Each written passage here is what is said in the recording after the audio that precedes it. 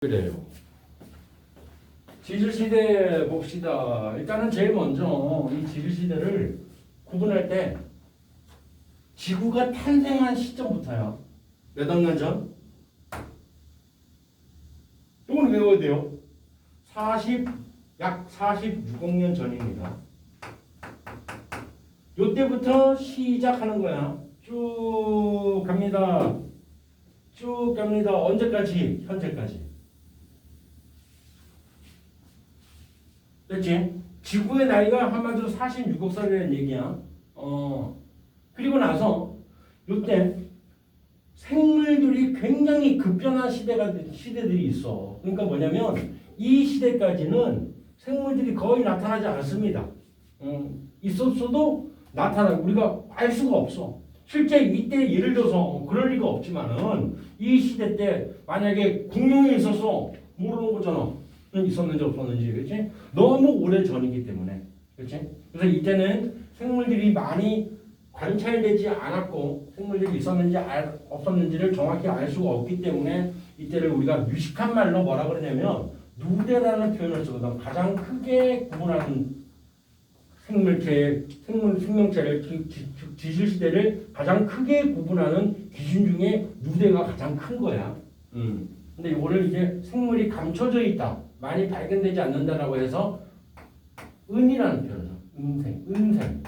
생명체가 별로 많이 없는 그런 시대다라는 얘기야. 그 다음에 여기서부터는 생명체가 이제 폭발적으로 증가하게 된 시대가 시작이 됐단 말이야. 그래서 이걸 우리가 현생누대라는 표현을 씁니다. 어떤 책에는 이 누대를 영어로 하면 내가 이연이라고 했어요. 이연. 그래서 은생이연, 현생이연 이렇게 말하기도 해요. 요거는 책이 없어요. 내가 책이 없는 것도 오늘 다 적을 거야. 그러니까 미리 다 적어 놓으세요, 이것도. 그리고 요 은생누대를 요거를 현생누대 제일 처음 시작하는 지점이 바로 고생대거든. 누대 다음에 대, 그 다음에 기, 세 이런 식으로 좀 범위가 작아지는 거야. 고생대에 처음에 시작하는 기가 무슨 기냐면 이것도 다 적을 거야. 이것도 요거부터 적어보면 캄브리아기라고 그래. 캄브리아기. 이 캄브리아기의 바로 전이기 때문에 그래서 앞선자를 떠서 앞이라는 뜻으로 선 캄브리아 대라고 합니다.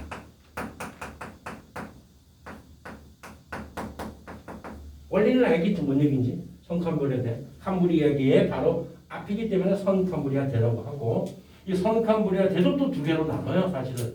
아무튼 그래서 선 캄브리아 대, 그러니까 고생대의 시작점, 시작 지점, 얘는 외워놔. 5.4학년이 처음 시작점.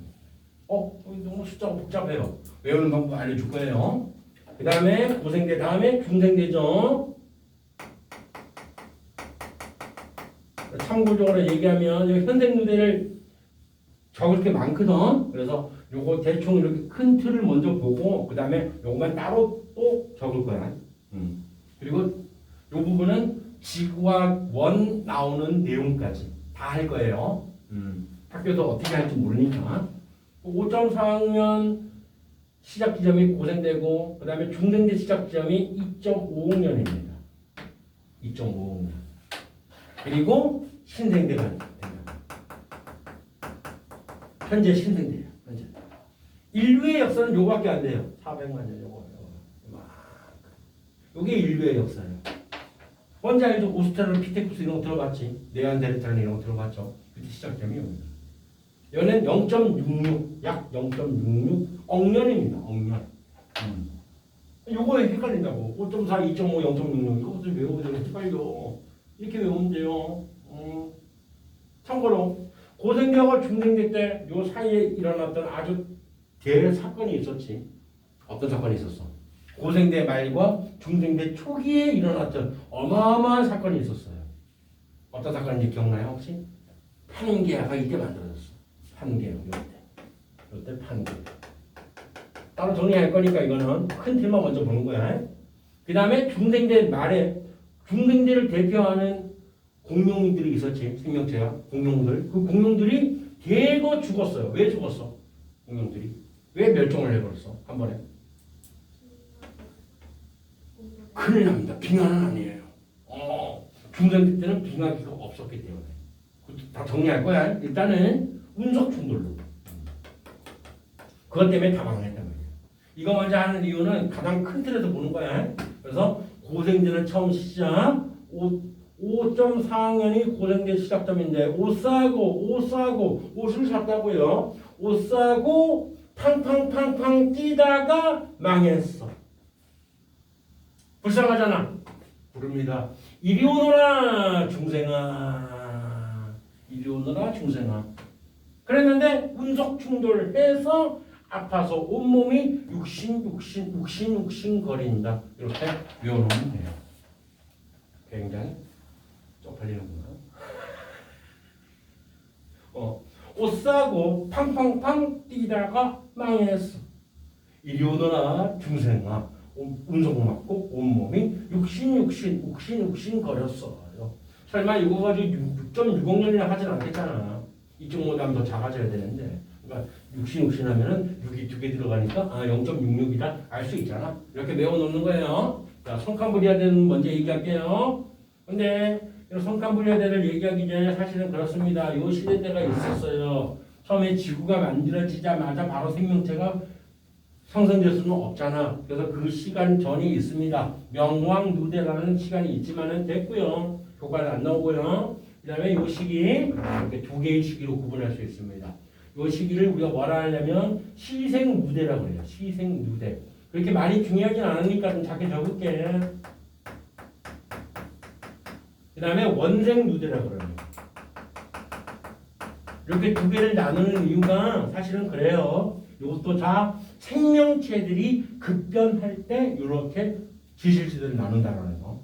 그렇지? 모든 지실시대의 기준은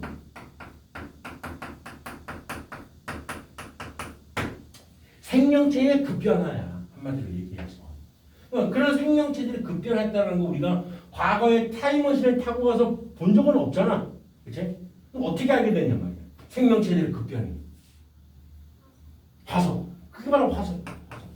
그러니까 화석을 통해 가지고 이러한 생명체들이 살았었다는 걸 우리가 미루어 짐작을 하게 되는 거지. 그치? 그래서 시생누대를 대표적으로 최초의 생명체가 이때 시작이 됩니다. 시생누대 때. 이때가 바로 남세균이에요. 남세균은 우리가 뭐라 하냐면 사이아노박테리아라 해서 사이아노박테리아. 박테리아가 세균의 영어식 표현이잖아. 이런 남세균이 처음으로 광합성을 하게 됩니다. 아주 중요한 사건입니다. 이것은 남세균의 광합성.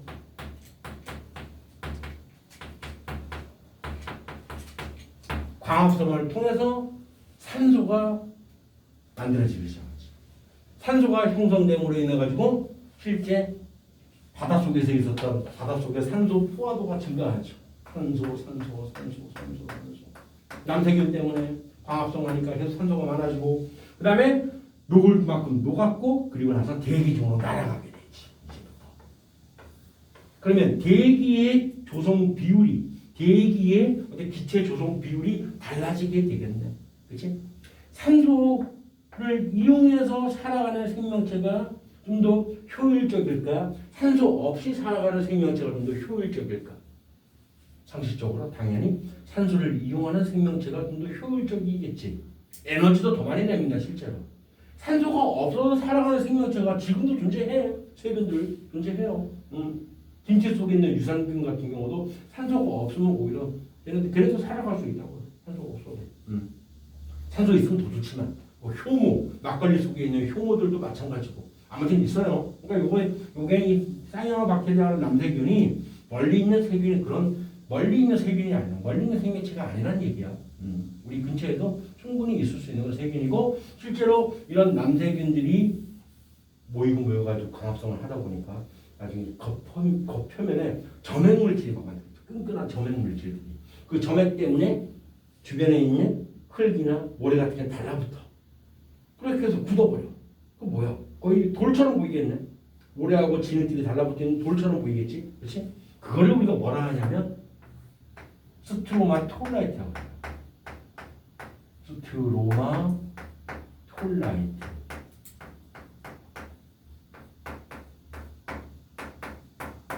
처음 듣는 용어라서 헷갈릴 수가 있어요. 끊어서 읽어요. 스트로마, 스타무 스트라이크, 뭐 로마, 톨리에티브 또 올리고 막 그러잖아. 아니면 자기 나름대로 뭐 스트로마 뭐 한다면 라이트는 빛이다 뭐 이런 식으로 해서 뭐 마음대로 외우세요. 이거는 어쩔 수가 없어요. 스트로마 톨라이트라고 하는 이러한 화석처럼 거대한 돌처럼 이런 돌 무덤처럼 이렇게 만들어져 있어요. 실제로 지금도 발견됩니다. 우리나라 남해안이라든가 호주에 가면은 실제로 스트로마 톨라이트가 있어. 걔네들은 어때? 인류의 역사보다 우리보다 훨씬 더 그 전에 있었던 애들이야. 얘네들 보고 인사 한번 해줘야 돼. 절 한번 해줘야 돼요. 왜? 조상이에요. 우리의 조상. 얘네들이 없었으면 여기 있는 삼형충이니 필석이니 갑주원이 공룡이니 시조새니 그다음 메모디니 화폐석이니 아무것도 없었습니다. 얘네들 때문에 시작이 되게 된 거야. 이게 언제라고? 선kam브리아대의 희생유대 때 있었던 일종의 화석입니다. 그럼 이런 우리가 일반적으로 알고 있는 화석하고 살짝 좀 다르네. 그렇지? 우리가 일반적으로 알고 있는 화석들은 어떻게 만들어? 화석이 만들어지는 생성 조건. 만들어지는 조건이 어떻게 돼요? 일단 딱딱한 부분, 단단한 부분이 무조건 있어야 돼요. 이 단단한 부분이 없으면 안 됩니다. 화석은 다른 거 없단 말이야. 그러니까 이것만 생각하면 돼요. 단단한 부분이 있으면 화석이 될 수 있다. 그리고 말랑한 부분이라 하더라도 예를 들어서 공룡 발자국 같은 경우 공룡이 돌을 쾅 치고 발자국이 생기냐? 아무리 덩치가 크고 하더라도 그 정도는 아니겠지. 그건 환타지입니다.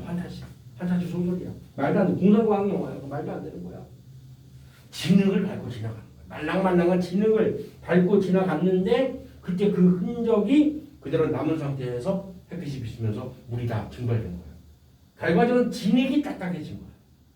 그리고 어떻게 되냐면 빠르게 뭔가 매몰이 돼. 뭔가 쌓여야 됩니다. 빠르게 매몰돼야 돼.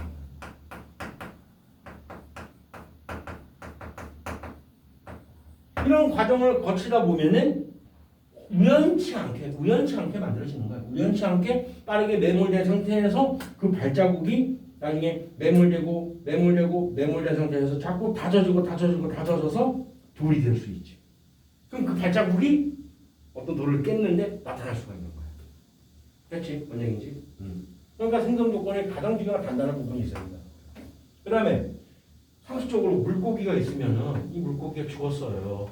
바닥에 가라앉았어요. 살이 다 부패되게 썩겠지. 썩다 보면은 뼈가 남지. 물고기 뼈만 이렇게 나와서 단단한 부분이 있지. 빠르게 매몰되었지. 이 상태에서 쌓이고 있잖아. 쌓인다는 얘기는 이 돌을 어떤 돌일까? 이런 돌이 쌓여서 만들어진 돌. 쌓여서 뭔가 어떤 물질이 쌓여서 만들어진 암석. 어떤 암석이야? 퇴적암. 그래. 퇴적암에서만 발견되는 거예요. 그래서 100%는 아니지만 주로 퇴적암에서 발견된다는 얘기야. 그럴 수밖에 없는 거야. 그래서 퇴적암이 있어. 어떤 돌이 있어. 그래서 그거를 깨보니까 그 속에서 물고기 화석이 발견될 수도 있고. 또는 이럴 수도 있어요. 물고기가 그냥 죽었는데 살이 부패되기 전에 갑자기 빠르게 매몰이 좀 됩니다. 빠르게 매몰된 상태에서 여기서 어느 정도는 다져진 거야. 그리고 물고기가 썩잖아. 썩으면서 이렇게 빈 공간을 만들었습니다. 당연히 이 안에 뼈는 당연히 있고요. 빈 공간을 만들었어. 그랬는데 이 빈 공간 속을 다른 물질이 채우고 들어와. 그러면서 여기가 채워진 거야. 결국에는 뭐야? 단단한 부분이 생겼다는 얘기야. 결국에는. 이러므로 인해 이 물고기의 모양이 그대로 화석으로 발견될 수도 있는 거야. 이런 다양한 과정을 통해 가지고 화석들이 만들어진다는 거야. 물론 여기서 이제 어떤 유식한 표현 한다면은 뭐 몰드와 캐스트 이런 현상으로 인해서 만들어진다 이렇게 얘기를 하는데 그까지는 됐고요. 일단은 화석이 어떻게 만들어지는지 그것만 딱 알면 된다는 얘기예요. 그래서 일반적으로 우리가 발견되는 화석들 같은 경우에는 스트로마톨라이트 같은 경우는 좀 약간 예외적으로 되겠다. 얘는 어떤 빠르게 매몰돼서 해져가면서 발견되는 게 아니라 실제로도 어떤 돌 무더기처럼 생겼는데 거기서 남색된 덩어리가 발견되는 거니까 예외적인 될 수 있지만 원생누대 때부터 요때부터 이제 발견되는 화석들은 얘는 이제부터 세균이 단세포 생명체야. 단세포 생명체가 형성되고 형성되어 가지고 광합성을 하면서 자꾸 산소를 만들고 하다 보니까 좀 더 바닷속에도 산소가 많이 녹아 들어갔고 그 산소가 많이 녹아 들어갔으니까 단세포 생명체들이 서서히 모여서 분호파가 되기도 하고 다세포 생명체가 돼요. 세포가 많아지는 그런 생명체들이 만들어져. 근데 그런 것들이 가장 또 원시적인 형태가 뭐 해파리 같은 거 아니면 해면 동물이라 그래가지고 약간 스펀지 같은 거 스펀지 같은 그런 느낌이 나는 그런 동물들이 같이 함께 발견되는 다세포 생명체가 만들어져요. 그것이 화석으로 발견되는 거예요. 동물 집단이 발견돼요. 어느 지역이냐면 호주에 가면 에디아카라라는 지역이 있어요. 그래서 에디아카라는 지역에서 발견된 동물 집단이 화석으로 발견돼서 에디아카라 동물군 화석이 선캄브리아대의 원생 누대에 생겨났다라고 우리가 파악할 수 있는 거예요. 됐죠? 그 다음에 선캄브리아 때 이때 이거 하나는 이제 참고적으로 알아두는 거야. 12억 년 정도 됐어요. 12억 년. 여기 어느 지점에 폐성되는지 몰라도 괜찮아. 이때 판게아 말고 또 다른 어떤 그 초대륙이 형성이 되었었다는 거 그냥 참고로 적어 놓을게요. 이름만 루디니아라고 하나 적어 놓을게요. 조금 체크만 해놔요. 12억 선캄브리아 때도 초대륙이 있었었구나 라고 그냥 생각하세요. 됐죠? 선캄브리아 때는 요걸로 끝입니다. 더 이상 정리할 게 없어요. 지울게. 싹 다. 얘만 다시 할게요. 현생들이 굉장히 많아. 왜? 이때부터 생명체가 급격하게 출현하고 멸종하고 또 급격하게 출현하고 멸종하고 출현하고 했으니까. 자, 가볼게요. 이제는 현생들에만 고생대, 중생대, 신생대만 정리해 볼게요.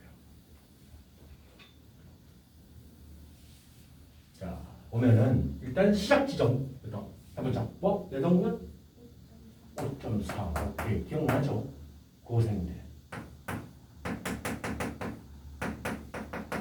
그 다음에 몇 학년? 2.5. 기억나죠? 시험 볼 때까지 기억해야 돼. 그게 중요한 거예요. 중생대. 그 다음에 얼마?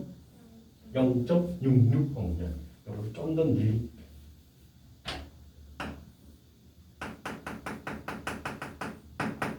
사실 더 짧게 그려야 돼.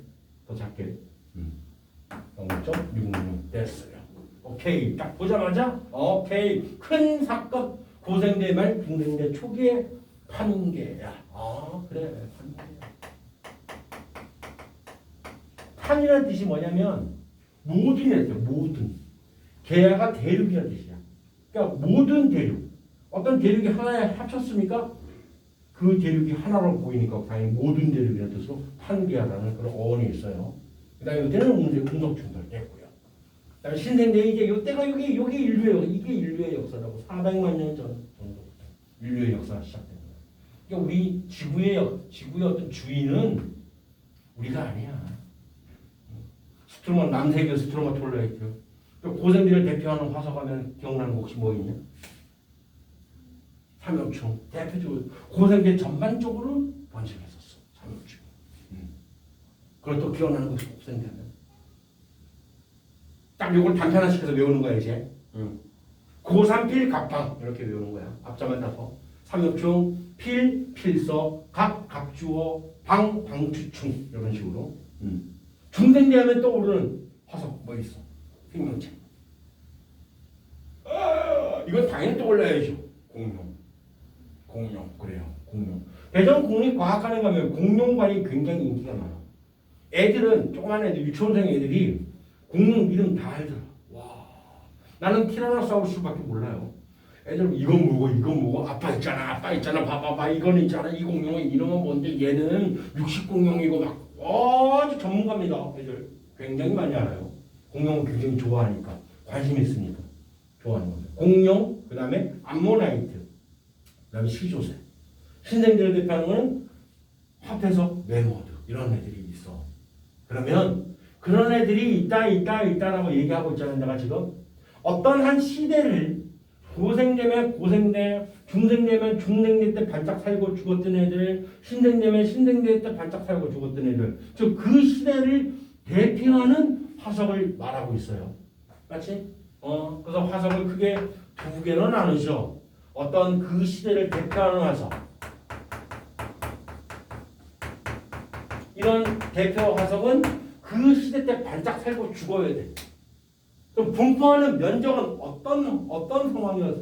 넓은 면적에서 살았을까? 아니면 특정 지역에서나 살아야지만이 그 시대를 대표한다고 할 수 있어. 어떻게 돼야 될까? 특정 지역? 특정 지역에만 살았다. 그럼 다른 지역에는 안 살았다는 얘기네. 면적, 서식지의 범위가 굉장히 좁았다는 얘기네. 분포 면적이 굉장히 좁았다는 얘기네. 그럼 그 시대를 대표한다고 할 수 있을까? 아니지. 그렇지. 그 시대를 대표한다는 얘기는 일단 어떤 상황이 돼야 되냐면 분포하는 면적은 굉장히 넓어야 돼요. 맞지? 와이드 해야 돼요. 그 다음에 그 시대만 반짝 살고 죽어야 되잖아요. 그러니까 뭐 어떤 얘기야? 생존 기간은 살아남았던 그 생존 기간은 굉장히 좁아야 됩니다. 이렇게 화살표를 표시하죠. 그래야지만이 그 시대를 대표한다고 볼 수 있잖아. 맞지? 우리 사람 생각해봐봐. 사람 또한 나중에는 시간이 지나면 어차피 우리 인류는 지금 현재 멸종하고 있는 중이야. 멸종하고 있는 과정 속에 있는 거야. 현재. 나중에 시간 지나면 우리 인류는 사라지고 없어요. 지구에. 그러면 화석으로 남아있겠지?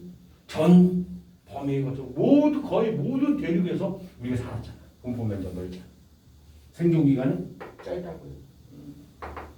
아마 내가 봤을 때는 삼엽충이나 공룡보다 더 짧게 살 거예요. 우리 인간들이. 얼마 안 남았어요. 우리 죽을 날이. 그래요. 이런 화석들을 우리가 뭐라 하냐면 표준 화석이라고 해요. 표준 화석.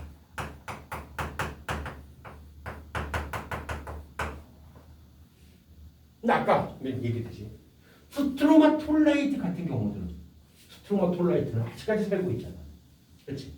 산호, 조개, 옛날에 살았던 애들이 옛날에 출현했던 애들은 아직까지 살고 있어.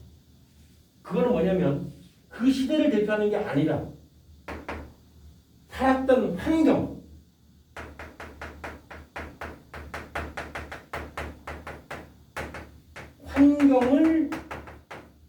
대표하는 화석이란 말이야.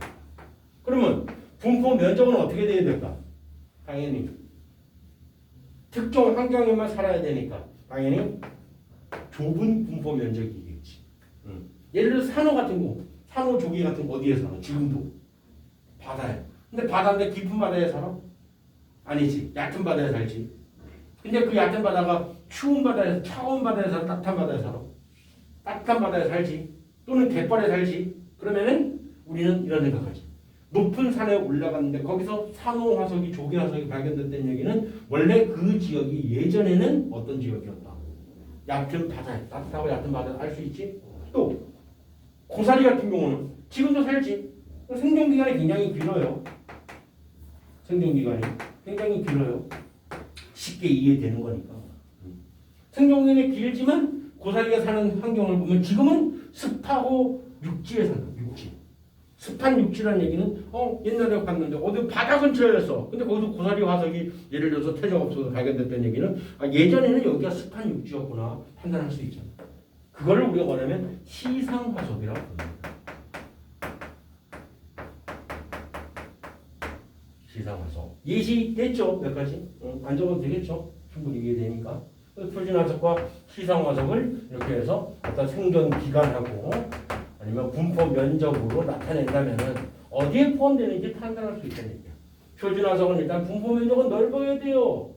면적은 커야 돼요. 위에 있어야 돼요. 하지만 기간은 어떻게 돼? 짧아야 되니까 여기에 분포하는 게 표준화석이 되는 것이고, 시상화석은 반대 그러지 말고 차근차근 생각해 보는 거야. 기간은 굉장히 길어요. 여기에 있어요. 근데 살았던 특정 환경에 살았던 분포 면적은 굉장히 좁은 지역, 여기에 시상화석이 분포할 수 있거든. 반대로 나오다 할 수 있겠죠. 요것만 이해하면 되잖아요. 그래서 이제 대표적인 표준화석 이야기를 할 건데, 고생대를 대표하는 표준화석이 일단은 삼엽충은 기본입니다. 고3이 뭐 한다고? 고3이 필요해. 앞글자만. 고3, 그 얘기 안 했구나. 고3이 필요하다 그 얘기 안 했구나. 그래. 앞글자 맞아서 고3 뭐 필, 갑, 방. 고3 필, 갑, 방. 삼엽충. 삼엽충이라는 게 어떤 특정 동물들을 얘기하는 게 아니야. 껍데기가 3개로 이루어져 있는 그런 동물들을 다 삼엽충이라고 불렀어요. 1mm 되는 아주 작은 삼엽충도 있고, 뭐 5cm 정도 되는 삼엽충도 있고, 좀 더 큰 삼엽충, 손바닥만한 삼엽충도 있고, 여러 가지 종류가 있어요. 그게 삼엽충이야. 고생대 전반에 걸쳐서 삼엽충이 발견된 표준화석입니다. 필석. 필석은 거기 교과서 같은데 그림 보면 바로 나옵니다. 몇 페이지에 있냐면 잘 안 나와 있어. 선생님이 교재 만든 거에 들어가 있거든. 잘 안 나와 있어요. 그래요. 나중에 나오면 합시다 이거. 여기는 안 나와 있어요. 그래요. 근데 이 필석 그림이 여러 가지야. 그래서 헷갈릴까봐 일부러 필석 사진이 있거나 필석이나 화석 그림이 있으면 그 밑에 필석이라 써줍니다. 갑주어. 일반적인 물고기는 겉부분이 딱딱하지 않은 살이 있지. 속에 뼈가 있지. 얘는 겉부분에 갑옷처럼 딱 머리부터 투구 모양처럼 딱딱한 뼈들이 겉부분에 있어. 그런 애를 갑주어라고 그래요. 이 갑주어 종류 중에서는 이 고생대 때 굉장히 유명했던 갑주어 종류도 있고 막 그렇더라고. 그러니까 굉장히 무식하게 생겼어요. 방추충. 조그만합니다. 조그만해요. 굉장히 작아. 얘를 다른 말로 영어로 뭐라 하냐면 푸줄리나라고 그래요. 푸줄리나. 얘도 마찬가지. 사진이 나오면 그때 보도록 하고요. 일단은 고산필 갑방 이거는 알아둬야 돼요. 예전에 여기 푸줄리나 할 때는 굉장히 외우기 말 만들기 좋았는데, 고상이 필요해요. 갑부가 되기 위해서 필요해요. 근데 이제 방추총으로 바뀌어가지고 많이 나오거든. 그래가지고 어떻게 말 만드냐? 해봐. 말 만들 게 있나? 고생해서 상필. 어떻게 하냐? 이거 푸줄리나 했을 때는 고3이 필요해요. 갑부가 되려고 이렇게 하면 됐는데, 방추총으로 바뀌고 나니까 고3 필 갑 어떻게 할래? 이러다 보면 외워지는 겁니다. 이러다 보면은 그래요. 공부 이렇게 하면 돼요. 그다음에 중생대를 대표하는 표준화석부터 먼저 적어볼게요. 여기부터 여기 적을 게 더 많아요. 그래서 얘기하는 거예요. 중암공시, 암모나이트, 공룡 모르는 사람 없어요. 시조새. 암모나이트 먼저 보면은 얘는 실제 화석 모양이 이렇게 달팽이처럼 생겼어. 이런 껍데기, 이런 폐각들이 있는 것처럼 보이는데, 얘가 뭐냐면 실제로 이게 머리 부분이야. 이게 몸통이 아니라 여기 다리가 나와 있어요. 오징어처럼 이렇게 갑니다. 머리 부분이 앞부분 이렇게 해서. 그래서 다닙니다. 오징어 사촌이야. 오징어는 직접적 조상이 아니야. 선생님들 예전에 그런 줄 알았는데 전문적인 차를 보니까 이 암모나이트는 오징어 그냥 사촌격이에요. 사촌격. 암모나이트 이렇게 생겼고요. 공룡은 됐고요. 시조새는 얘는 특이해. 새인데 날개가 있어요. 이 날개 끝에 발톱이 있습니다. 부리가 있습니다. 새 모양으로. 근데 부리에 이빨이 있어요. 그리고 꼬리가 있는데 꼬리가 원래 일반적인 새들은 꼬리가 깃털이잖아. 깃털. 근데 얘는 꼬리뼈가 있어요. 이런 특징이 있어. 예전에 이런 게 나왔어요. 날개 끝에 발톱이 있고 왠지 다리 끝에 발톱이 있는 거하고 꼬리에 꼬리뼈가 있고 그 다음에 위에 부리에 이빨이 있다. 마치 파충류와 비슷하다라고 해서 파충류에서 새로 조류로 진화하는 중간 단계 아니냐라는 얘기도 있었습니다. 어떤 모 고등학생이 그게 아니다! 라고 해서 딱 제출을 했어. 대학 교수들한테. 근데 그게 인정되는 거다.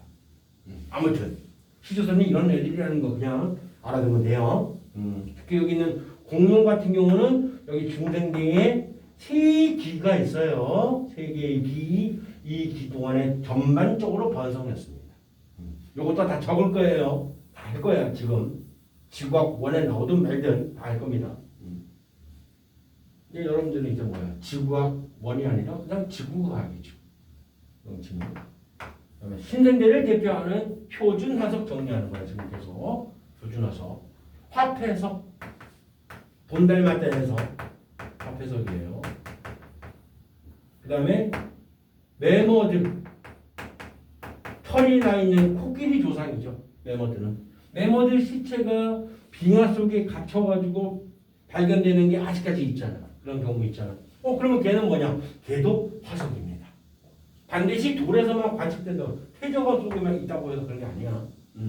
빙하 속에 갇혀서 발견된 것도 화석이야. 그러니까 화석은 한마디로 얘기해서 옛날에 살던 생물들의 유해나 또는 흔적들, 공룡 발자국, 그 다음에 어떤 곡식들, 인류가 처음에 봤던 사용했던 곡식, 재배했던 곡식들도 발견될 수 있다고.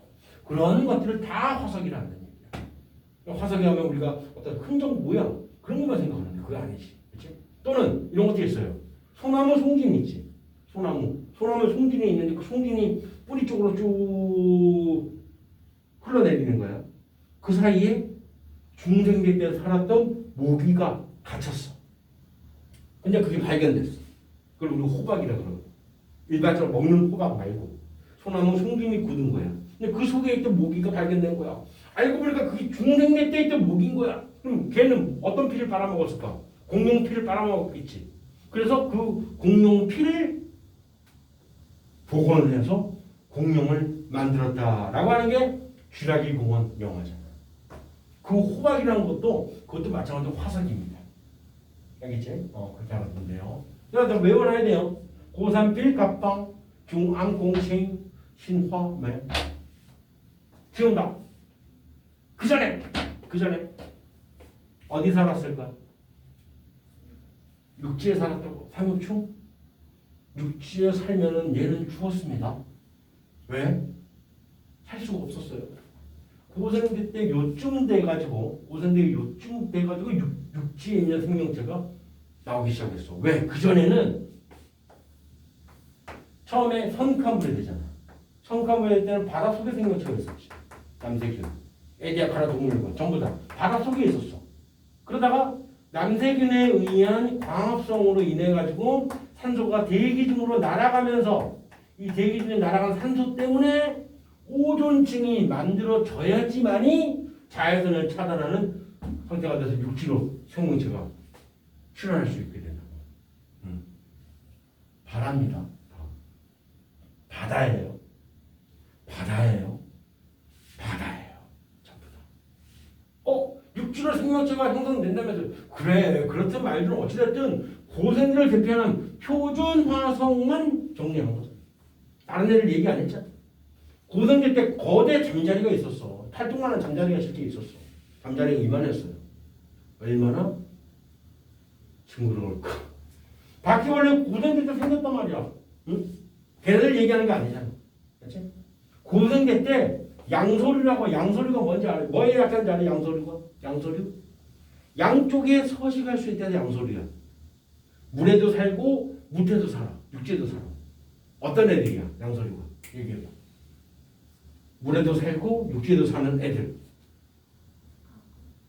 악어는 파충류입니다. 파충류예요. 그거 말고 있잖니. 네.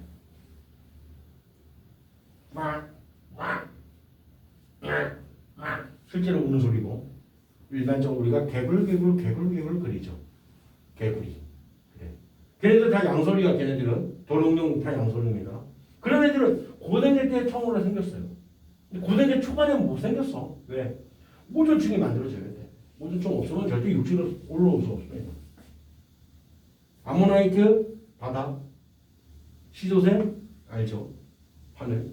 얘는 육지. 선생님, 근데 공룡이 바다에 사는 공룡도 있었잖아요. 그래. 육지에 사는 공룡도 있고 바다에 사는 공룡도 있는데 공룡을 반드시 육지라고 할 수 있나요? 근데 일반적인 공룡 그림을 보면 공룡 화석 그림에 육지에 사는 공룡들을 그려놨어요. 육지라고 알아두면 돼요. 화폐석 바다. 메머드 육지. 알아둬야 됩니다. 이것도. 일단 지울게. 이 고생대를 나누는 더 작은 단위 5.4학년부터 고생대 초기부터 시작해 볼게요.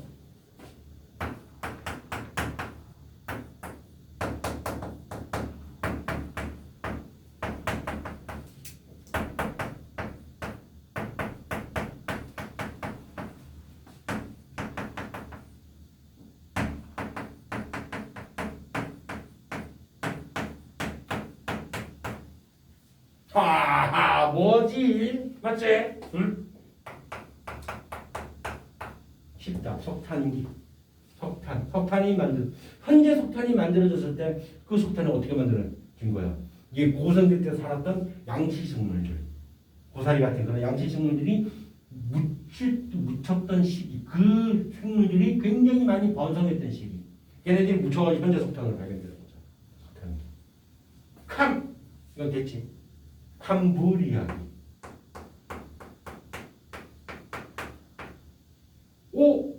오르도비스기.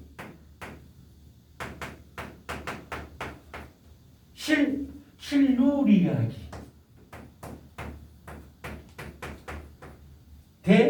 대본기.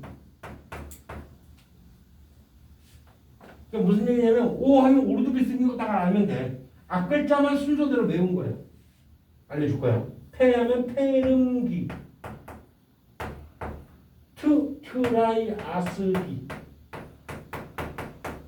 조심하세요. 트라이아이스라고 막 한다고. 인터넷 잘못되는 거 굉장히 많아. G 하면 이거 쉽다. 많이 들어봤다. 지라기. 백 하면 백악기. 영화 제목 할 때도 중생들 때 공룡이 번성했기 때문에 영화 제목을 뭘로 하지 하다가 세 개 중에 하나로 이제 후보에 올랐겠지. 트라이아스. 영화 제목이 너무 길어. 백악기. 백악기 공원. 뭔가 좀 이상해. 쥐라기 공원. 뭔가 자연스럽잖아. 그래서 영화 제목이 그렇게 만들어진 거예요.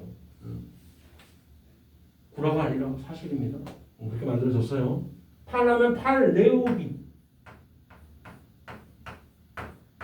네하면 네오기. 뭔가 연결되는 발음이 팔레오기, 네오기. 뭔가 되네. 연결이 되네. 예전에는 팔레오기와 네오기를 합쳐서 그냥 신생대 제3기, 그 다음에 제4기로 두 개로 구분했어요. 근데 이제는 나눴습니다. 이렇게. 앞글자만 따는 거야. 캄이 뭐야? 오다. 캄하고 오실 때에는 선물 사가지고 와야 돼요. 뭐를? 석탄 페인트지. 선물이 석탄 페인트지. 몇 개? 108, 4개 사오세요. 이렇게 외우면은 안 잊어버리더라. 캄하고 오실 때는 석탄 페인트지 선물로 몇 개? 108, 4개 사오세요. 그리고 5.4, 2.5, 0.66. 뒤에 거 3개, 그 다음 3개, 6개 끓으면 돼요. 외울 수 있겠네? 그래. 됐나? 그래. 그래서 이렇게 있을 때 이때 가장 아주 중요한 사건들 바로 페름기와 트라이아스기지. 페름기와 트라이아스기 때 판게아가 형성되어서 생물들이 대멸종했다라는 거. 근데 그 전에도 있습니다. 그 전에도 고생대와 중생대 이 사이 고생대 말과 중생대 초인 페름기와 트라이아스기 때 판게아가 형성돼 생물이 대멸종했다는 것도 있는데 근데 또 있어요. 오르도비스기 때도 멸종을 했습니다. 그 다음에 대봉기 때도 멸종을 했어요. 근데 이때만큼 대멸종은 아니야. 이때는 그래도 좀 덜 멸종을 했어. 판게아가 가장 큰 대멸종을 했어. 그러면 이 판게아에 의해서 생물 대멸종이 일어난 이유가 뭐냐 말이야. 아니 대륙이 하나로 합쳐졌는데 왜 생물들이 멸종했어? 서식지가 감소했다는 얘기는 무슨 얘기야? 원래 대륙이 이렇게 있었으면은 주로 바다에 사는 생명체가 있었잖아. 많았잖아. 그러니까 당연히 이 부분에 이 해변가 근처, 육지 근처에서 생명체들이 많이 살았겠지. 그런데 이번에 하나로 합쳐졌으니까 서식지가 그래서 사라졌어. 그래서 또 두 번째 뭐가 있을 거예요? 서식지가 감소한 것도 있고 이렇게 돼 있을 때는 바닷물이 흘러갈 때 이렇게 흘러갔을 거 아니에요. 이 주변에다 해양성 기후였겠다. 해양성 기후. 여기는 바닷물이 흘러가도 이렇게 가네요. 이쪽으로 못 흘러가네. 여기가 굉장히 예전에는 해양성 기후였었는데 이제는 어떻게 됐어? 건조한 지역이 되겠지. 그래서 또 생명체가 멸종하게 되는 거예요. 가장 중요한 사실 서식지 감소가 중요한 원인이지. 그 다음에 이때는 또 추웠습니다. 추웠어요. 빙하기가 있었어요. 요때도 빙하기가 있었고요. 중생에는 빙하기가 없습니다. 대체 따뜻했어요. 그러니까 당연한 얘기야. 왜 그러냐면 지금 내가 여기 적어놓은 애들 아까 표준 항속들만 봐도 그렇지. 매거드는 실제 포이드요. 하지만 나머지 것들은 전부 다 외부의 기온이 변하면 체온도 같이 변하는 변온동물입니다. 그러니까 빙하기가 왔다 무조건 뭐 좀 못 사는 거야. 빙하기 오면은 당연한 이야기예요. 지울게요.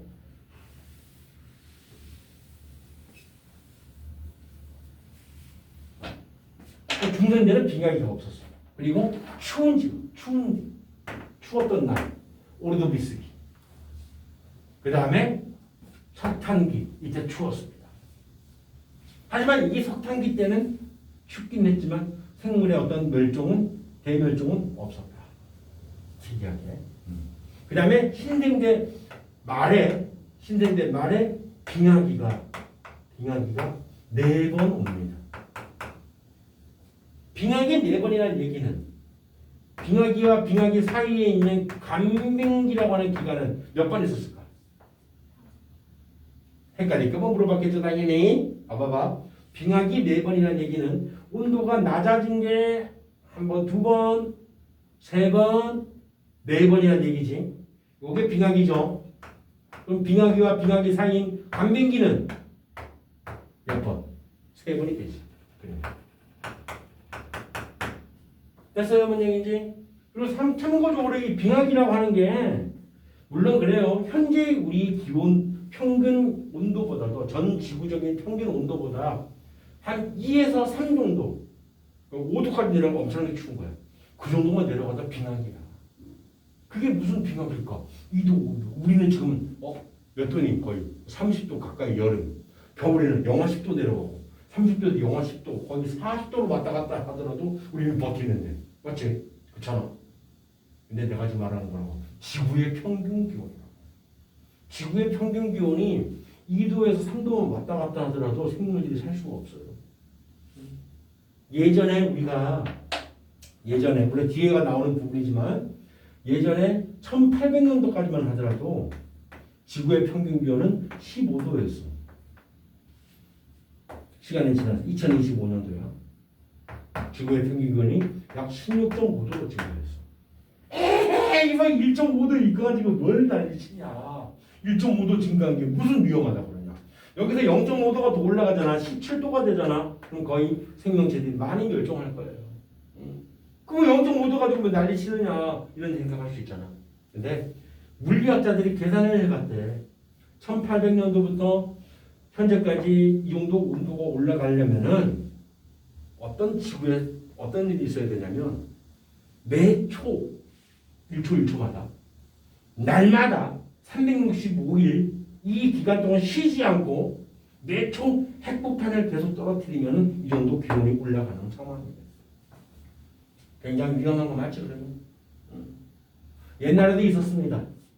기온 변화가 이렇게 막 있었어. 이거보다 더 심했어. 옛날에 더 심한 적이 있었어. 하지만 그때는 기간이 이거보다 더 길어. 지금 이건 200년 조금 넘는 기간이잖아.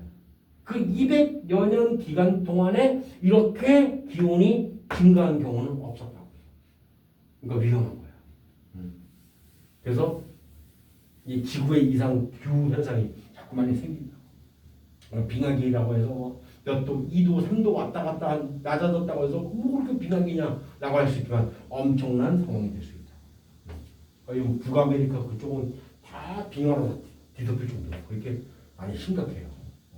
하지만 중간대 때는 그런 일이 없었다. 빙하기가 없었다. 따뜻했다. 그래서 공룡들이 계속 번식할 수 있었다. 번성할 수 있었다. 공룡들이. 됐죠? 멸종한 거.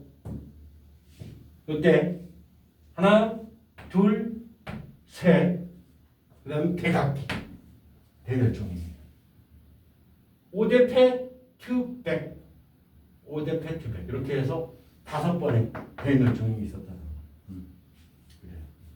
그 다음에 오두비스기, 석탄기는 고생대 때 2번 빙하기가 있었고 중생대는 절대 빙하기가 없었습니다. 그리고 신생대 말에 빙하기 4번. 요것만 외우면 하고 요것만 외우면 간빙기 3번인 거 그냥 보이잖아. 바보가 아닌 이상은. 그렇지? 그래서 포인트를 딱 잡아서 외우는 게 훨씬 더 낫습니다. 혼자 공부하는 애들이 이렇게 해요. 빙하기 4번, 간빙기 3번, 빙하기 4번, 간빙기 3번. 신나게 외우는 거 시험 볼 때는 간빙기가 4번이었나? 빙하기가 3번인가? 헷갈리냐고. 요것만 딱 하나만 외우는 그래프 그래서 보고 간빙기는 사이사이를 간빙기. 빙하기 사이, 빙하기 사이 3번이네. 딱 할 수 있죠. 됐죠? 여기 가장 중요한 포인트 정리해 놓은 거야. 요게 지질시대에 중요한 거고. 그 다음에 표준화석에 대한 얘기는 다 마쳤습니다. 이제 그 시대를 대표하는 화석들 다 마쳤고요. 여기에서 각 시대를 대표하는 그런 번성했던 생명체들 볼게. 일단 표준화석은 표준화석이고 이 시대를 대표했던 동물들 먼저 생각해볼게. 고생대 하면은 가장 중요한 특징만 딱 먼저 알아두면 돼. 어류의 시대입니다. 어류의 시대. 어류가 굉장히 급격하게 폭발적으로 증가하는 상황이 됐었어. 고생대 때. 물속에 사는 물고기들 어류의 시대. 그 다음에 이때 실루리학이라는 시간 있잖아요. 실루리학이 고생대 초반이지 거의 초중반. 이때 어떤 현상이 있었냐면 오존층이 만들어져. 이때 오존층. 이 오존층에 의해 가지고 육지로 생물이 진화할 수 있는 결과가 나타났다고 얘기했었지. 그렇지? 그래서 오존층 옷을 잃었습니다. 오존층. 이 오존층이 실루리아기 때 실록 오존층이 만들어졌다. 이렇게 알아두면 돼요. 그렇기 때문에 어류의 시대 또한 있고 그 다음에 양서류의 시대가 와요. 그러니까 양서류와 어류가 고생대 때 출현하고 번성을 했구나. 이렇게 알아두면 되는 거예요. 그 다음에 중생대로 가면은 중생대는 공룡이죠. 공룡이 무슨 유에 속해? 알아 혹시? 공룡은 파충류입니다. 파충류. 이거 상식으로 알아두는 거예요. 이제부터 상식이야. 파충류 시대. 이렇게 알아두면 돼요. 그 다음에 파충류 이때 공룡이 굉장히 번성했잖아. 이때 중생대 말에 백악기 때 포유류가 만들어졌다고. 출현했다고요. 우리 같은 포유류들이 있었는데 감히 공룡한테 까불어? 지금 포유류 중에서 가장 힘센 포유류가 누구냐? 알고 있는 거. 정의는 알고 있는 그 형식을 한번 얘기해 보세요. 가장 힘센 포유류가 누구야? 밀림의 왕 누구야? 사자, 호랑이 이렇게 얘기하지 사실은 코끼리입니다. 코끼리한테 꼼짝 못해요. 그 피지컬 장난 아니란 말이야. 만약 사자가 코끼리를 덤볐다. 와서 그냥 코로 한 방이면 사자 붕 날아갑니다. 코뿔소 전에 못 봤냐? 코뿔소하고 그 사자가 있는데, 황소가 있는데, 그 황소 새끼를 사자가 공격을 해서 잡아먹으려고 그랬어. 어미 황소가 나타나는데 뿔 가지고 사자를 그냥 탁 치니까 사자가 붕 날아가다 떨어지는 걸 다시 또 뿔로 팡 치니까 붕 날아가고 꼼짝 못합니다. 피지컬은. 근데 그 포유류보다 더 큰 피지컬이 존재했잖아. 공룡이라고. 그러니까 포유류가 있었어도 이때 있었어도 출현했어도 힘을 못 썼던 거야. 당연한 거야. 공룡들에서 어디 감히 까불어.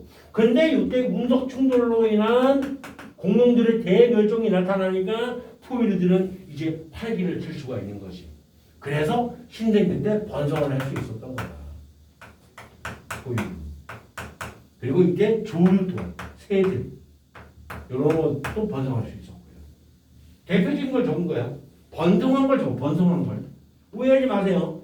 파충류가 번성했다 해가지고 트라이아슬 때 중생대 초에 파충류가 출현한 건 아닙니다. 말에 고생대 말에 출현해서 중생대 때 번성을 한 거고 포유류 조류 또한 중생대 말에 출현해서 신생대 때 번성한 거야. 근데 얘는 달라요. 어류와 양서류는 성kam브리아 때 출현한 게 아니라 고생대 때 출현해서 고생대 때 번성합니다. 그렇지? 이렇게 알아두면 돼. 동물은 이렇게 알아두면 돼요. 앞글자로 양파포조 이렇게 해서 배우면 돼요. 양파포조 양파포조서 먹었습니다. 그럼 어떻게 돼? 양파 냄새가 나겠죠? 그 다음에 식물 갑니다. 식물들은 번성을 양치식물이 많이 번성했어요. 양치식물 양의 치아를 닮았다는 뜻이야.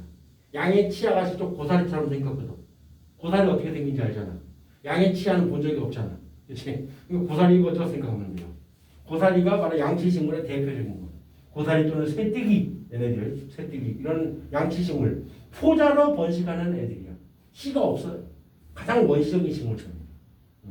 우리가 일반적으로 아는 식물들 중에서 그 다음에 또 진화를 합니다. 양치식물 그 다음에 거시식물. 씨 같은 게 우리가 일반적으로 알고 있는 씨 같은 거는 사실 사과 같은 거 생각하면 사과 씨가 안에 있잖아. 근데 그 씨 바깥에 보면 이렇게 딱딱한 부분이 이렇게 있지. 그게 뭐냐면 씨의 방이에요. 씨방. 여기 안에 실제 있는 용어입니다. 그런 씨방이 없습니다. 그래서 겉에 있다고요. 소나무 같은 거. 솔방울 본 적이 있지. 솔방울 자르면 이렇게 생겼을 거 아니에요. 뭐 이런 식으로. 단면이. 그때 요 안에 실제로 솔씨가 들어있어요. 그래서 씨가 방으로 쌓여있지 않기 때문에 거시식물, 씨방이 없다고요. 그리고 거시식물이라고 그러고 얘보다 더 진화된 식물들은 당연히 속에 씨방이 있는 그런 식물일 수밖에 없겠지. 양치식물, 예시가 고사리, 안 적을게. 거시식물, 소나무, 속시식물은 단풍나무가 대표적인 게 단풍나무, 이런 애들, 단풍나무. 순서대로 이렇게 가는 거예요. 물론 더 얘네들 식물 입장에서는 더 하등하고 더 하등해서 고등한 방향으로 진화되는 거고 동물도 마찬가지로 고등한 방향으로 진화된 거고요. 그런데 그게 중요한 게 아니잖아. 시험 볼 때 알아야 되잖아. 아까 그랬죠. 양파 포조 먹었다고요. 양파 내도 나잖아. 양치질을 해야죠. 양치질은 겉부터 속까지. 양치질은 어떻게 하냐 실제 정해. 시작 짜서 안쪽부터 닦나? 한쪽부터 닦나? 안쪽 그러냐? 그럼 헷갈리잖아. 양치질은 속식 겉식 헷갈리잖아. 이렇게 하자 그러면 양아치는 겉과 속이 다르면 양아치가 아니다. 그래요. 다행이다. 그래요. 이렇게 알아주면 돼요. 됐죠? 그리고 어떤 이러한 지질 시대가 진행되면서 가장 중요한 거는 물론 식물의 변화, 생물체들의 급변화 이런 게 있고, 그 다음에 이제 부수적으로 부정합이라는 게 있거든. 부정합. 얘는 그냥 한번 듣고 마세요. 지금은 그렇게 중요하지 않습니다. 지구학 원할 때는, 지구학 과목 할 때는 굉장히 중요하게 다뤄지지만, 뭐냐면 쌓여요. 한번 듣고 말면 돼. 바다가 있어요. 한번 쌓여요. 세종물이 쌓인 상태에서 얘가 그대로 노출되면 그걸 정합이라고 불러. 노출되면. 근데 정합이 아니란 뜻이잖아. 쌓여서 양쪽에서 미는 힘에 의해 가지고 이 지층이 휩니다. 이렇게. 그런데 바닷물 위쪽으로 노출되는 융기 현상이 생기는 거예요. 위로 솟아올라요. 얘가 바닷물 위로 이렇게 솟아오르면 튀어나와 있는 부분이 당연히 잘 깎이겠죠. 모난 돌이 정 맞는다고 튀어나와 있는 부분은 당연히 깎여요. 침식이 됩니다. 이 상태에서 다시 아래로 가라앉아가지고 바닷물이 위에 있어. 다시 또 쌓여요. 차곡차곡. 그런 다음에 요 지층 자체가 발견이 되기 위해서는 바닷물 속에서 다시 또 위로 솟는 현상으로 융기라고 해요. 융기 현상이 또 생기는 거예요. 이게 발견되는 거예요. 그러면은 우리는 알 수 있잖아요. 이제 이 면을 기준으로 아래쪽과 위쪽은 오랜 시간적 간격이 있었다는 걸 알 수 있겠지. 그래서 이걸 우리가 부정합이라고 그러고 부정합 면이라고 그럽니다. 부정합 면. 그래서 이게 발견된다는 얘기는 부정합 면이 발견되고 부정합이 발견된다는 얘기는 아래 지층과 위의 지층이 굉장히 오랜 시간적 간격이 있었구나라고 파악할 수 있다는 것만 알고 나중에 혹시 문제 나오면 얘기하도록 할게요. 됐고요. 이제 수를 분포라 해서 물 숫자예요. 그리고 대륙은 물과 대륙. 그 물은 바다를 얘기하는 거야. 바다와 대륙의 분포. 수륙 분포는 고생대 때 그 전에 판게아가 형성되기 전에는 우리가 알고 있는 세계 지도 있지. 그 그림에서 많이 달라. 사실 좀 다르긴 하지만 어쨌든 판게아가 형성되면서 우리가 알고 있는 그 세계 지도의 북아메리카, 그다음에 남아메리카, 이렇게 돼 있으면, 그다음에 여기 아프리카, 남아프리카, 그다음에 이쪽에 유럽 이렇게 해서 지중해, 아우씨 한 번에 안 그리고 하나니까, 그다음에 아라비아 반도 이런 애들이 여기 아래쪽에는 오스트레일리아 다 하나를 합쳐주는 거야. 한 번에 합쳐지게 되면은 어떤 현상이 생기냐면 특히 이 부분이 두 개가 붙어있다가 떨어졌단 말이야. 판게하고 그 베개너가 알아냈잖아. 베개너가 알지? 기억나지? 베개너. 베개를 안 넣고 자가지고 베개 넣어. 엄마가 베개 넣어. 너 베개 넣으라고. 너 베개 넣어. 미안하다. 그래. 베개너 못 들어봤어. 베개너 대륙 동선. 오케이 그래요. 다행이다. 그때 얘가 하나를 합쳐졌다가 떨어지는 상황이에요. 판결. 그래서 이때 산맥이 만들어져요. 에팔레티아 산맥 이런 산맥들이 만들어집니다. 칼레도니아 산맥 이런 산맥들이 만들어져요. 그리고 중생대로 왔으니까 서서히 얘가 어떻게 돼요? 모였다가 벌어지는 과정이니까 그 그림 보면 돼. 그 두 번째 그림. 5페이지에 있는 위에 두 번째 그림. 중생대 때 어떤 바다 만들어져요? 인도양과 대서양이 만들어져. 인도양이 어디인지 알아? 인도양 여기 인도잖아. 여기 인도 아래쪽 인도양. 대서양은 여기지. 알아요? 확실하게? 오케이. 이쪽에 있는 바다는 무슨 바다? 태평양. 됐어. 그럼 끝났어. 인도양과 대서양이 중생대 때 만들어지는구나. 왜 그런 얘기예요? 신생대 때 가면은 이때는 가장 중요한 게 뭐냐면 이거야. 원래 인도 대륙이 원래 여기 있었습니다. 아래에. 이 인도 대륙이 여기 있는 유라시아 판으로 위로 상승하게 돼요. 판의 이동, 맨틀대로 이렇게 일어나는 거야. 그 위로 상승해서 달라붙어요. 이렇게. 그런 다음에 아직도 상승하고 있어요. 그러다 보니까 여기에서 히말라야 산맥이라고 하는 우리 전 세계에서 가장 높은 산맥이 만들어지죠. 히말라야 산맥에 있는 세계에서 가장 높은 산 에베레스트 산이죠. 그렇죠. 이거 산맥이 만들어진 거예요. 아직도 높아지고 있어요. 우리 히말라야 산맥. 언제냐? 신생일 때 중요한 특징입니다. 히말라야. 오케이. 그렇게 알아둡니다. 그래서 5페이지 거기에 지질시대의 생물수 변화 그래프 보면은 고생대 때 그렇잖아. 두 번, 한 번, 두 번 크게 멸종했잖아. 5대 페트배, 5대 페트배. 이 시기는 모른다 하더라도 고생대 때 두 번 생물 멸종. 빨간색 쓴 거. 그 다음에 고생대 말에 대멸종, 엄청나게 멸종. 판기화 때문에. 3번 있고. 그러니까 중생대 때도 있지. 티베. 2번. 근데 그때 보면은 좀 다릅니다. 생물수가 급증하다가 멸종한 게 이제 빙하기도 있었고 화산 폭발 또한 아주 또 중요한 생물 멸종의 원인이에요. 화산 폭발. 아니 화산이 폭발하면 왜 생물들이 멸종할까? 주변에 있는 생물들은 당연히 용암 때문에 녹을 테니까 멸종할 수밖에 없어요. 쉬워. 그건 쉬워. 근데 화산 폭발했을 때 생물들이 멸종하는 것은 주요 요인은 뭐야? 뭐 때문에? 뭐? 어떤 거? 기온이 화산이 폭발하면 더 뜨거워져야지 왜 기온이 낮아질까? 그래 화산재 때문에. 화산재가 덥습니다. 어디까지 올라가냐면 성층권까지 가요. 성층권. 굉장히 높이까지 만들어져. 그러다 보니까 태양 에너지를 다 차단시켜버리지. 이 이장시 때 살았던 애들은 전부 다 변온동물이야. 그러니까 당연히 추움에 멸종할 수밖에 없지. 그다음 또 만약에 그게 이제 중등대 때 일어났다면은 중등대 때는 빙하기가 없었지만 실제 파충류 같은 애들을 걔네들 보면은 온도에 따라서 부화되는 성별의 비가 달라져. 15도 기준으로 온도가 너무 낮으면은 뭐 수컷만 생기고 처음부터 정해지는 게 아니야. 15도보다 더 높으면은 무슨 뭐 암컷만 만들어지고 이렇게 된다고요. 그러다 보니까 성비가 안 맞아서 뭐 그럴 수도 있다는 얘기도 하고요. 아무튼 화산 폭발되면 이렇게 돼서 화산재 때문에 이거에 의해서 온도 하강이 있을 수도 있고 또 두 번째가 있어요. 온도가 높아지는 경우도 있어요. 이건 왜 그럴까? 여기 속에 있는 화산 가스.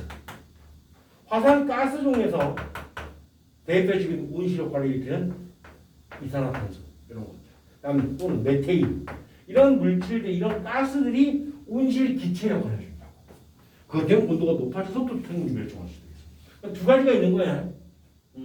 조심해야 돼 이거는. 화산 활동으로 온도가 낮아지는 거는 잘 알아두는데 요거에 의해서 온도가 높아졌다. 그것 때문에 생물이 멸종했다. 아니라고 생각하는 경우가 많이 있습니다. 됐죠? 그래서 어때도 석탄기 때도 마찬가지로 화산 활동으로 인해서 각 시기가 어떤 것 때문에 각 시기가 있어요. 대봉기도 마찬가지. 대봉기, 오르도비스기, 대봉기, 그다음에 이때는 무조건 판기하고요. 근데 판기화 때문에 초대력이 형성되면서 또 화산 활동이 생겨요. 그것 때문에 또 생물들이 멸종해요. 그러니까 화산 활동이 많이 생긴다. 무조건 생물들이 많이 멸종하겠구나라고만 생각하면 되는 거지. 그래서 고생대까지 3번, 중생대 마지막 한 번 이렇게 있다. 이걸 우리가 구체적으로 다 따지면은 고생대 때, 중생대 2번, 3번, 2번 이렇게 되는 거고. 그렇죠? 그렇게 다 하면 되는 겁니다. 운석 충돌하면 왜 생물들이 멸종할까? 그것만 다 이해하면 끝나요. 고생대 말에 백악기 때 운석 충돌로 생물들이 공룡들이 많이 멸종할 때 했잖아. 운석이 충돌을 하면은 예를 들어 여기 충돌했잖아. 운석이 만약 이만한 운석이 우리 학원을 덮쳤다. 우리는 그 자리에서 그냥 바로 증발이 돼요. 뜨거운 걸 느낄 새도 없어. 그냥 우리 고체잖아. 다 고체잖아. 이것이 바로 기체로 바뀝니다. 그냥. 충돌하는 고치력은 어마어마한 에너지야. 그리고 그 주변은 진동으로 지진이 엄청나게 발생되겠지. 또 그 주변에 만약에 강이나 호수나 바다가 있었어. 대형 쓰나미도 형성될 수도 있겠지. 그래서 멸종되는 거야. 그래서 그런 거야. 그러니까 등치 큰 애들일수록 당연히 멸종될 확률이 높겠지. 그래서 중생대 말에 공룡들이 대멸종할 수밖에 없었다. 여기까지가 이제 기본 내용을 얘기한 겁니다. 됐어요.